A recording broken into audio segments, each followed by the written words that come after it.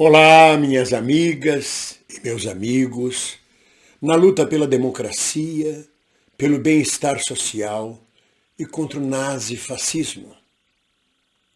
Poderia dizer alegrias, mas o assunto que eu trago hoje é o luto. Eu estou de luto. Para quem não sabe, quem não teve conhecimento ainda, eu perdi minha companheira faz 2 meses. Exatamente 2 meses. Desde então, tenho atravessado o luto. O luto que é uma síndrome que reúne diversos tipos de emoção, uma instabilidade total. E muitas pessoas me pedem para eu falar sobre o luto. Mas como eu sou coletivista, vamos chamar assim, como eu sou socialista, antes de falar do meu luto pessoal, eu quero compará-lo com o luto social. Porque uma nação também pode entrar de luto. Um povo pode ficar de luto com as perdas sociais, políticas que possam advir. E ao começar a falar sobre o luto social e político, eu me reporto a 1964, que para os mais jovens parece uma data distante do século passado. Vivemos então um processo democrático no Brasil, com conflitos grandes com a direita, com conflitos nas ruas que eu digo manifestações gigantescas, greves, mas era um processo democrático. Até que veio o golpe militar, o golpe civil-militar. Não podemos esquecer a participação da igreja, de setores sociais, das madames de Copacabana, de todos os coxinhas da época que ajudaram os militares a dar o golpe, ou que incentivaram os militares a dar o golpe.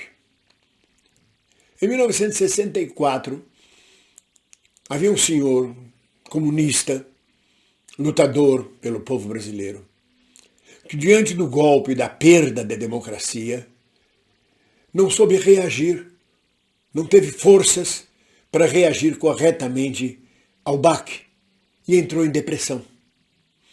Eu conheci pessoalmente, convivi com a família dele e com ele. Ele entrou em depressão e não saiu mais. E dali foi ladeira abaixo. Fugia de casa, subia para os morros, se escondia nos matos. Enlouqueceu, entrou em baixa imunológica e morreu. Morreu de paixão pela democracia, digamos assim. Que é a mesma coisa do sujeito que morre, o sujeito idoso que perde a companheira, ou a companheira idosa que perde o companheiro, e 2, 3 meses depois está partindo também. E que dizem, morreu de amor, morreu de saudade. Não, morreu de depressão por baixa imunológica. Morreu de depressão porque não suportou o luto, não viveu o luto. Mas todos nós que sobrevivemos à ditadura de 64, os democratas, os brasileiros, a primeira reação nossa, que também faz parte da síndrome do luto, foi a de negação. Havia uma grande parte, um grande segmento de democratas que dizia isso aí não dura 6 meses. Não, esses militares não se sustentam. Durou 21 anos.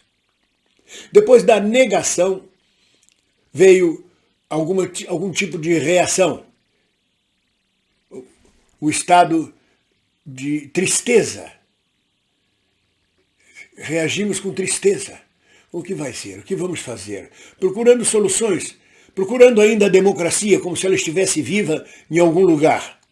Tentando ouvir o Brizola com sua rádio clandestina no interior do Rio Grande do Sul, de dentro de um caminhão. Tentando como se fosse ainda um resto de democracia viva nesse país. Apostando no coronel Jefferson Cardim, que tentou um movimento de guerrilha no Rio Grande do Sul, primeiro movimento de guerrilha pós-64. Apostando no sargento Sarroris, que junto com o Brizola tentou levantar um movimento de guerrilha em Caparaó, Minas Gerais. Mas a democracia não voltava. Não voltava. Mas nós continuamos lutando, nós reagimos de alguma forma, tentando revivê-la. Até que em 68 veio o golpe final. Definitivamente acabaram com a democracia no país. E aí vem mais um sentimento de raiva. E veio a luta armada. Foi o auge da raiva no luto, que é um dos sintomas do luto. Uma explosão de raiva. E ainda assim, não conseguimos trazer de volta a democracia com a raiva. E continuou o luto, a tristeza, a melancolia, alguns entrando em depressão e saindo dela, aprendendo a sair da depressão. E atravessamos o governo Médici, o governo Geisel, até que veio a fase de aceitação da morte, da perda. Esta fase da aceitação começou a nos reorganizar para a vida. Aceitamos que a democracia estava perdida, que daquela forma que conhecemos não voltava mais, e ao aceitar, partimos para a pacificação. Ou seja, era pacífico de que tínhamos que continuar a viver. E com isso começamos a nos reorganizar em greves, em manifestações, em passeatas, até que chegamos ao ponto da direta já, que foi o auge da vida social deste país, depois de 64. 20 anos depois, as diretas já. Ainda assim perdemos a batalha das diretas já, mas revivemos, estávamos vivos novamente. Estávamos prontos de novo a viver, a reviver como nação e como povo. E agora, com o golpe contra Dilma, se repete o mesmo processo. A negação, a tentativa de reviver a morte, a morta, com aquela campanha de volta Dilma, volta Dilma, volta Dilma. Não volta mais. Tanto que hoje, passados os períodos de luto de 2016 para cá, nós estamos nos recuperando das perdas. Nós tivemos a negação, tivemos a raiva, tivemos o medo, tivemos a tristeza e tivemos a aceitação. Bolsonaro não cai, não pega Covid, e se pega Covid não morre. Bolsonaro está aí com a família, faz o que quer e a gente tem que aceitar isso. Só que neste momento a gente já está revivendo. Partimos para a vida. Aceitamos a morte política de Dilma, que não se elegeu sequer senadora em Minas Gerais. A ingratidão do povo de Minas Gerais. De grande parte do povo de Minas Gerais, justiça seja feita. Não tem Dilma na política brasileira no momento. Neste luto, ela realmente está morta. Há uma aceitação da morte política de Dilma. E a gente revive através do melhor exemplo, do confiável exemplo que nos diz a luta continua, a vida continua, que é Luiz Inácio Lula da Silva. Por que outros não conseguem fazer a gente reviver e ter vontade de viver novamente no processo democrático? Porque a gente não confia nesses outros. A palavra de Lula, a vida de Lula, o exemplo de Lula, da luta continua, é confiável. E é por isso que a gente revive. Por isso que a gente volta à vida. Pouco a pouco, cada vez mais segmentos se juntam a esta luta.